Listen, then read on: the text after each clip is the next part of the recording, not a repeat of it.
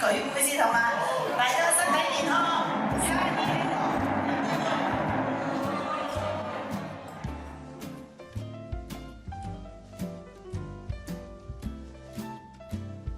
今日咧係呢個發佈咧好有意義嘅，因為好開心啦！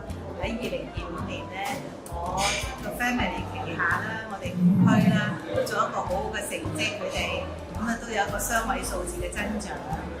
咁啊5區咧，我哋咧都成億8嘅保費收到嘅咁樣，新生意保費咁啊，所以好開心。咁啊安排一個聚會啦、慶功宴啦，咁啊同佢哋大家一齊食下嘢。大家有展望下將來啦，咁大家又高高興興飲下食下咁啦。呢個私房菜餐廳咧，其實咧即係幫襯咗好耐啦，都好多年嘅10幾20年。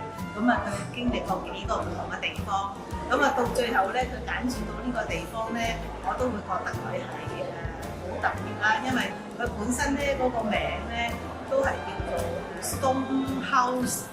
咁啱佢而家嚟到揀到呢個地方咧，真係好多咧嗰啲好特別嘅石。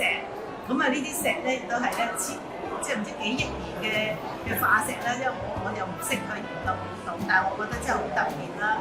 咁啊每次咧我同啲朋友啊同事咧嚟到呢度食飯咧，佢哋大家咧都大開眼界啊！2026年咧，我希望自己嘅事業同埋個團隊咧就更上一層樓啦。我目標嚟講咧，我希望可以招募到10個同事嘅，係啦。團隊我希望可以做到公司嘅指標，希望我可以做到個 PAL 嘅鑽石獎。